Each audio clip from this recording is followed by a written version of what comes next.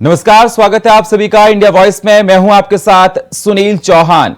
Bulletin की शुरुआत करते हैं बड़ी खबर के साथ। एनसीपी के नए दफ्तर के उद्घाटन से पहले हंगामा देखने को मिला है। ये खबर आपके साथ हम साझा कर रहे हैं। एनसीपी के नए दफ्तर के उद्घाटन से पहले हंगामा हुआ। एनसीपी के नए दफ्तर में कर्मचारियों का हंगामा हो रहा है। पीडब्ल्यूडी पर दफ्तर की चाबियां नहीं देने का आरोप लगाया गया है। कर्मचारियों ने दफ्तर में जबरन प्रवेश की धमकी दी। तो ये खबर आपके साथ हम साझा कर रहे हैं। पीडब्ल्यूडी पर दफ्तर की चाबियां न देने का आरोप लगाया। कर्मचारियों ने दफ्तर में जबरन प्रवेश की धमकी दी है। हंगामा हो रहा है, कर्मचारी हंगामा कर रहे हैं। एनसीपी के नए दफ्तर के उद्घाटन से पहले हंगामा देखने को मिला। लगातार ये देखा जा रहा है, कर्मचारी हंगामा कर रहे हैं। एनसीपी के नए दफ्तर में कर्मचारियों का हंगामा हो रहा है। चाबियों को लेकर हंगामा हो रहा है। आपको बता दें, पीडब्ल्यूडी पर दफ्तर की चाबियां नहीं देने पर आरोप है।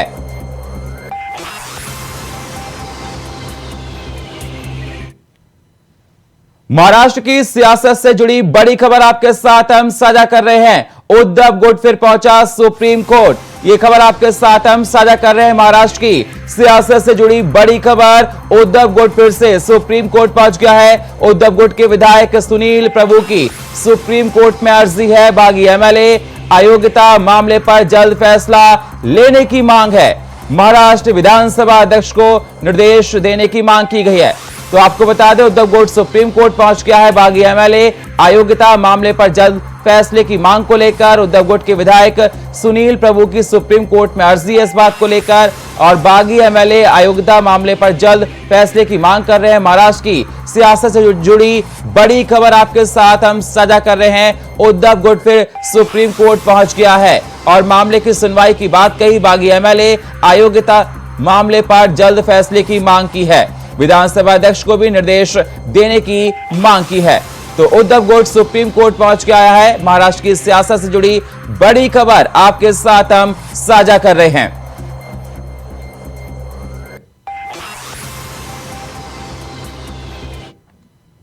एनसीपी ट्वीट पर बोले अनुराग ठाकुर, देश के विकास के लिए अच्छा कदम है। अनुराग ठाकुर ने कहा, पार्टियां बीजेपी के साथ आ रही हैं। अनुराग ठाकुर ने कहा है।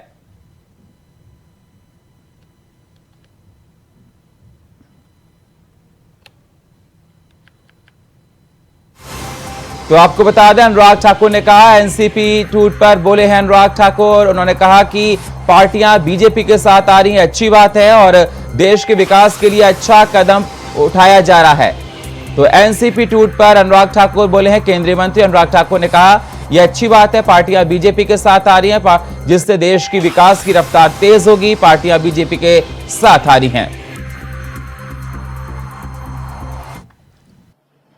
बहुत सारे राजनीतिक दल एनडीए का हिस्सा बनना चाहते हैं और एनसीपी ने उसकी शुरुआत की। मुझे पूर्ण विश्वास है एनसीपी का एनडीए में आना और महाराष्ट्र की सरकार का हिस्सा बनना, जहां एक और महाराष्ट्र में विकास को नई गति देगा, वहीं पर 2024 की दृष्टि से भी इन दलों का साथ में जुड़ना और कई और दलों का भारत के विकास के लिए एक मजबूत, निरंतर और स्थिर सरकार भारत के हित में देखते हैं, तो लोगों का जुड़ना स्वाभाविक है। देश के विकास के लिए आज से सावन महीने की शुरुआत हो गई है। जहां सावन में होने वाली कांवड़ यात्रा को लेकर अंबाला पुलिस ने कांवड़ शिविर लगाने वाले कांवड़ियों के लिए एक के बाद एक गाइडलाइन जारी की है, जिसमें कहा गया कि गाइडलाइन का पालन करें ताकि किसी को भी असुविधा ना हो और कांवड़ियों के पास पहचान पत्र भी हो। तो वहीं कांवड़ शिविर लगाने वालों का कहना है कि वो पहले ही एसपी अंबाला के जरिए जारी किए गए गाइडलाइन का पालन कर रहे हैं।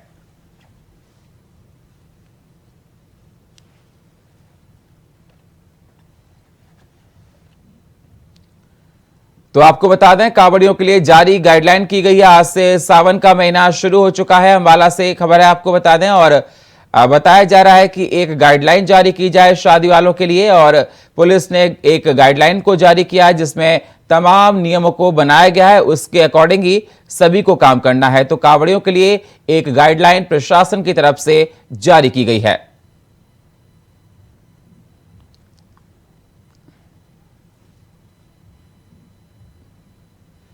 शादी के मौके पर दहेज की मांग को लेकर अक्सर रिश्ते टूटने की खबर सामने आती है। हालांकि यूपी के संभल में शादी की रस्मों के बीच दुल्हन और उसकी मां की हरकतों की वजह से शादी टूट गई। आपको बता दें, दूल्हे पक्ष के लोगों का आरोप है कि मां और बेटी ने मर्यादा को तार तार कर दिया। दोनों की हरकतों से बाराती शर्मिंदा हो गए और आखिरकार दूल्हे को मंडप से ही वापस लौटने का फैसला करना पड़ा। बताया जा रहा है कि सारा विवाद द्वारचार से लेकर डीजे पर डांस करने के बीच हुआ। शादी के दिन दूल्हे पक्ष के लोग खुशी से नाचते गाते दुल्हन के दरवाजे पर पहुंचे थे। इसके बाद वहां खड़ी दुल्हन की मां इसी बीच डीजे पर डांस करने पहुंच गई और अचानक उसने सिगरेट जलाकर मुंह में रख ली और धुएं से छल्ले उड़ाने लगी। ये नजारा देखकर दूल्हे पक्ष के होश उड़ गए। मामला यहीं खत्म नहीं हुआ। हद तो तब हो गई जब दुल्हन स्टेज से लोगों को फ्लाइंग किस देने लगी। ये सब देखकर दूल्हा शर्मिंदा हो गया और उसने शादी करने से इनकार कर दिया।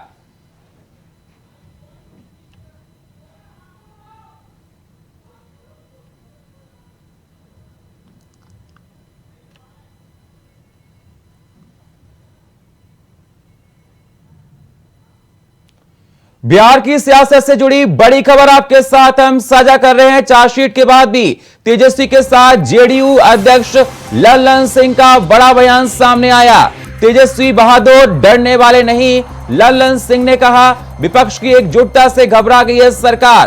तो ये खबर आपके साथ हम साझा कर रहे हैं। बिहार से चार्जशीट के बाद भी तेजस्वी के साथ है जेडीयू और जेडीयू अध्यक्ष लल्लन सिंह का बड़ा बयान सामने आया है। तेजस्वी बहादुर हैं, डरने वाले नहीं, लल्लन सिंह ने कहा। तो विपक्ष की एकजुटता से घबरा गई है सरकार, इस प्रकार से कहा। और तेजस्वी बहादुर हैं, लल्लन सिंह ने डरने वाले नहीं है, लल्लन सिंह का कहना है। तो बिहार की सियासत से जुड़ी बड़ी खबर आपके साथ हम साझा कर रहे हैं। चार्जशीट के बाद भी तेजस्वी के साथ जेडीयू है और तेजस्वी बहादुर हैं और डरने वाली नहीं है।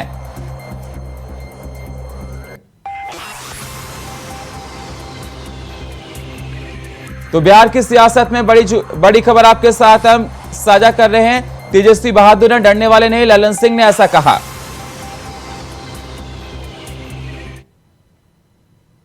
रायबरेली में सावन लगते ही शिव भक्तों में भारी उत्साह देखने को मिला है। जहां भोलेनाथ के जलाभिषेक के लिए कांवड़ियों का जत्था निकला। आपको बता दें, डीजे की धुन पर भक्त गानों के साथ थिरकते हुए मंत्रमुग्ध होकर शिव भक्त निकले हैं। तो वहीं जगह जगह पर लोगों के जरिए कांवड़ियों पर पुष्प वर्षा भी की गई है। तो आज से सावन शुरू हो चुका है और देखा जा रहा है सावन का महीना, भगवान भोलेनाथ का महीना। और आप तस्वीरों में देख सकते हैं रायबरेली में शिव भक्तों की भारी उत्साह देखने को मिली। और जिस प्रकार से देखा जा रहा है, बम बम भोले के जयगूंज से पूरा वातावरण भोले में हो चुका है और शिव भक्तों की धूम देखने को मिल रही है। साथ सहकार આપણે ખરેખર મહેશભાઈને એવું છે કે બધા ભાઈઓ સાથ સહકાર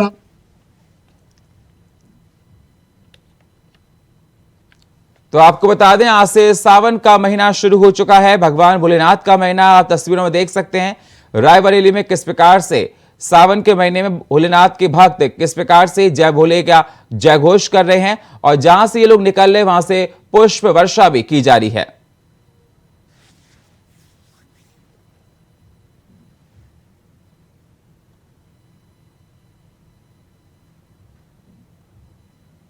रायबरेली में देर रात फतेहपुर NH 232 पर भीषण सड़क हादसा देखने को मिला, जहां से में ट्रेलर के परखच्चे उड़ गए। आपको बता दें, मामला सरेनी थाना क्षेत्र के गंगासो गंगा पुल का है, जहां पर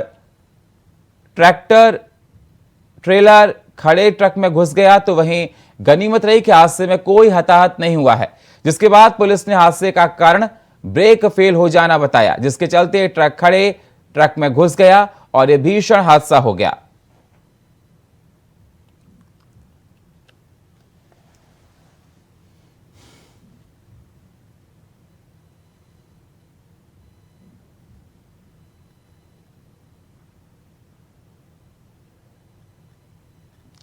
तो आपको बता दें, पुलिस ने बताया हादसे का कारण रायबरेली में ये बड़ा हादसा देखने को मिला।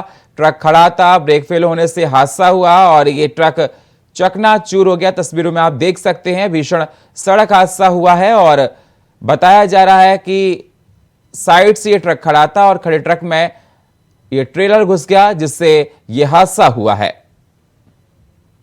हादसे में किसी के हताहत होने की कोई खबर अभी तक सामने नहीं आई है।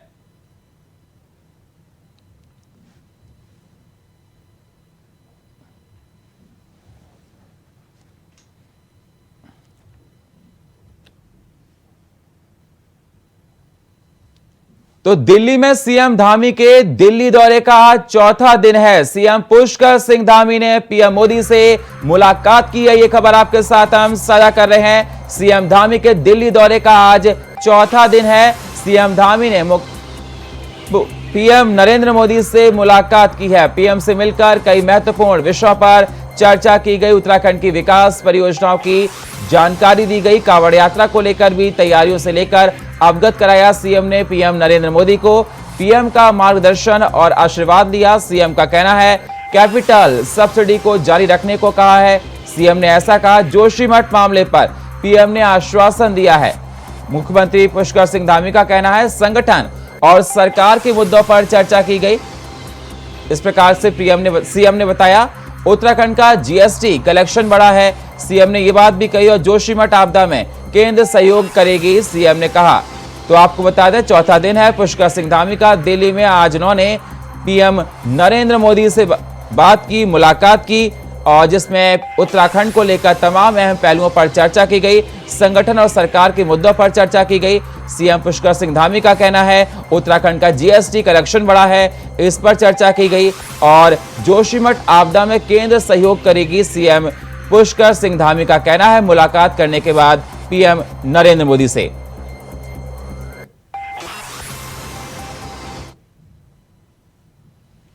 जिसकी वो हमेशा समीक्षा करते हैं, उसकी मैंने उनको जानकारी दी है कि तेजी से पुनर्निर्माण के कार्य चल रहे हैं। बद्रीनाथ धाम का भी जो मास्टर प्लान है उस पर भी तेजी से काम हो रहा है और हम लोगों ने ये लक्ष्य रखा है कि इस साल अधिकतम काम दिसंबर माह तक उसके पूरे करवा लिए जाएं। साथ ही आज से कांवड़ यात्रा भी प्रारंभ हो रही है और कांवड़ यात्रा में भी बड़ी संख्या पूरे देश भर के शिव भक्तों की आती है जो माँ गंगा का जल लेकर अपने अपने स्थानों पर जाते हैं। तो उस यात्रा के संबंध में भी आदरणीय प्रधानमंत्री जी को अवगत कराया है। साथ में जो जीएसटी कलेक्शन है वो जीएसटी कलेक्शन हमारे राज्य में पिछले वर्ष की तुलना में 23% अधिक बढ़ा है, जो अपने आप में एक बड़ी मैं कहूँगा कि उपलब्धि है। उस पर भी आदरणीय प्रधानमंत्री जी को अवगत कराया है। साथ में निकट भविष्य में चूँकि लंबे समय से माननीय प्रधानमंत्री जी का उत्तराखंड का प्रवास नहीं हुआ है, इसलिए मैंने आदरणीय प्रधानमंत्री जी से अनुरोध किया है कि जल्दी ही उत्तराखंड का प्रवास भी जो है हम सब के बीच में आकर करें। देखिए अभी तो चूँकि यूसीसी कमेटी का ड्राफ्ट कंप्लीट रूप से हमें नहीं मिला है और उनका ड्राफ्ट जब मिलेगा तो उस पर तभी कुछ कह पाना संभव होगा। क्या जानकारी कब तक संभव है और कब तक उत्तराखंड में लागू हो सकता है? क्योंकि अब हम बहुत देर भी नहीं करेंगे और जल्दबाजी में जो है ऐसा काम भी नहीं होगा कि जो है कि कोई ऊपर का नीचे हो जाए, इसलिए बहुत सोच समझकर उस पर काम होगा। उत्तर प्रदेश के झांसी से दर्दनाक घटना सामने आई है, जहां इलेक्ट्रॉनिक शोरूम में भीषण आग लग गई। देखते ही देखते आग इतनी बढ़ गई कि फैलती हुई आग ने बगल की दुकान के अलावा ऊपर की मंजिल से बने यूनाइटेड इंश्योरेंस के ऑफिस में को भी अपनी चपेट में ले लिया। हादसे की जानकारी मिलते ही मौके पर दमकल और पुलिस की टीम ने पहुंचकर दोनों शोरूम में 7 लोगों को झुलसते हालात में बाहर निकाला, जिसमें इलाज के दौरान एक महिला की दर्दनाक मौत हो गई। वहीं देर रात 1 बजे आग बुझाने का काम बंद होने के बाद 2 बिल्डिंगों से 3 डेड बॉडी को रेस्क्यू कर निकाला गया। अब तक इस अग्निकांड से 4 लोगों की मौत हो चुकी है। आपको बता दें इस आग को बुझाने में यूपी और एमपी के अलग अलग जिलों की दमकल की करीब 50 गाड़ियां लगी। आग कंट्रोल नहीं हुई तो प्रशासन ने सेना को बुलाया। डीएम रविंद्र कुमार ने हादसे की मजिस्ट्रेट जांच के आदेश दिए हैं।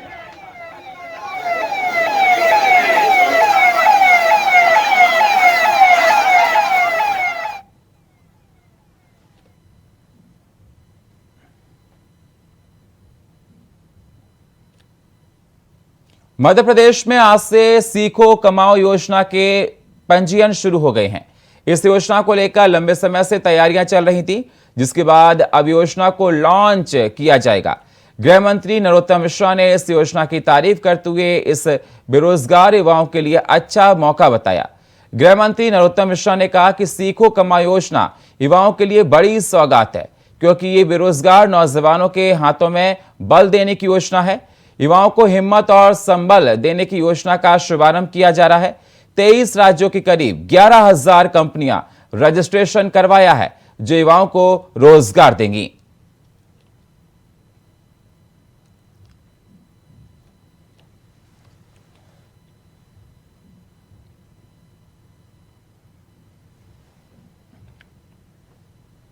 गुरुग्राम में सावन के पहले दिन शिव मंदिरों में श्रद्धालुओं की भीड़ देखने को मिली, जहां श्रद्धालु शिवलिंग पर जलाभिषेक करने पहुंचे। आपको बता दें, सावन में शिवलिंग पर जलाभिषेक करने का विशेष महत्व होता है और देखा जा रहा है मंदिरों में जा रहे हैं भोलेनाथ का लोग जलाभिषेक कर रहे हैं।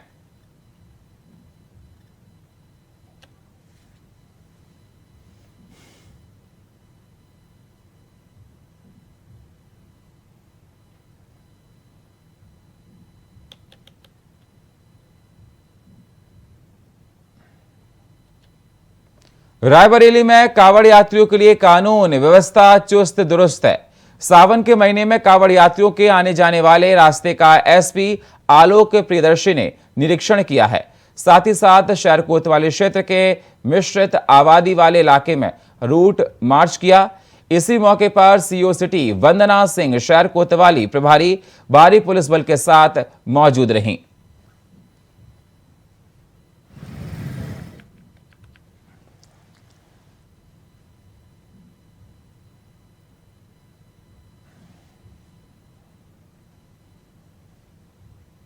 हापुड़ के देहात थाना क्षेत्र के पटना मोड़ पर स्क्रैप की फैक्ट्री में भयंकर आग लग गई। तो वहीं आग लगने से सामान सहित 2 कैंटर भी जलकर राख हो गए। आपको बता दें, सूचना पर पहुंची 4 दमकल की गाड़ियों ने कड़ी मशक्कत के बाद आग पर काबू पा लिया। साथ ही लाखों के नुकसान की आशंका जताई जा रही है।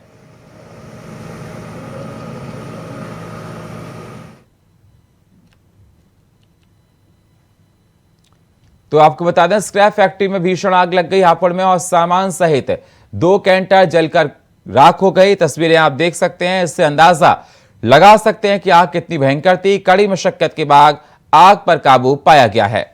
तो लाखों के नुकसान की आशंका बताई जा रही है इस आग में।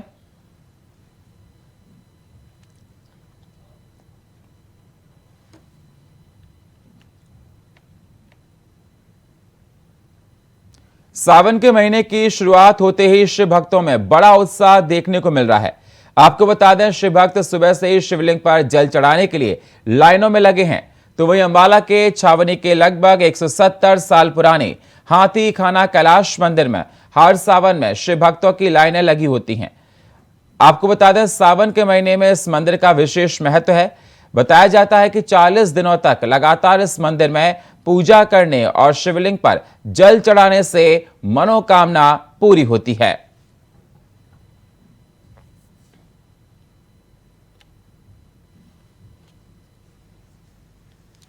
तो आपको बता दें, अंबाला में सावन के महीने में देखा जा रहा है मंदिरों में भक्त आ रहे हैं, बारी बारी से जलाभिषेक कर रहे हैं। तस्वीरों में आप देख सकते हैं, आज से सावन का महीना शुरू हो गया है और सावन में भगवान भोलेनाथ की आराधना करने का विशेष महत्व देखा जाता है।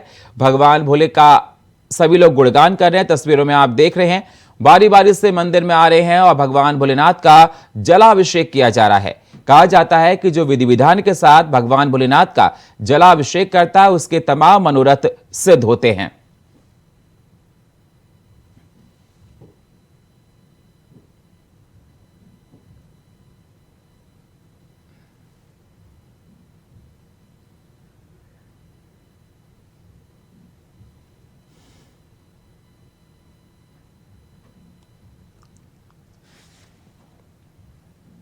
आज से पवित्र सावन मास की शुरुआत हो गई है, जहां भोलेनाथ के दर्शन के लिए भक्तों का तांता लगा हुआ है। आपको बता दें, 12 ज्योतिर्लिंगों में से एक श्री काशी विश्वनाथ मंदिर में श्रद्धालुओं की भारी भीड़ देखने को मिली है। साथ ही लंबी लंबी कतारों में खड़े बाबा के भक्तों के हर हर महादेव के जयकारे पूरे काशी भर में गूंज रहे हैं। तो वहीं सुरक्षा व्यवस्था के मद्देनजर भारी संख्या में पुलिस के जवान भी तैनात किए गए हैं। पूरे सावन के महीने में तकरीबन 2 करोड़ दर्शनार्थियों के आने जाने की संभावना बताई जा रही है। तो सावन के महीने में भगवान भोलेनाथ का जिस प्रकार से गुणगान हो रहा है, ये तस्वीरों में आप देख सकते हैं।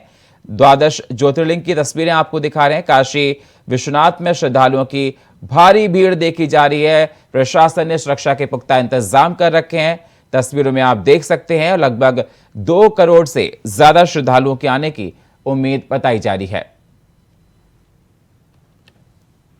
लखनऊ के बलरामपुर अस्पताल के पास सड़क धंसने से भीषण सड़क हादसा हो गया, जहां सड़क धंसने से सिटी स्टेशन की ओर से आ रही कार गड्ढे में गिर गई। बताया जा रहा है कि गड्ढे में गाड़ी गिरने से कार सवार बाल बाल बच गया, लेकिन वाहन चालकों का निकलना मुश्किल हो गया। साथ ही सड़क धंसने से वाहनों को गिरने का खतरा बढ़ गया है। आपको बता दें, सड़क पर हल्के और भारी वाहन, रोडवेज, बस और एम्बुलेंस 24 घंटे निकलते रहते हैं।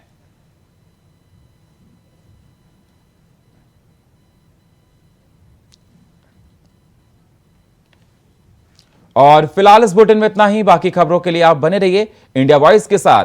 तब तक के लिए नमस्कार।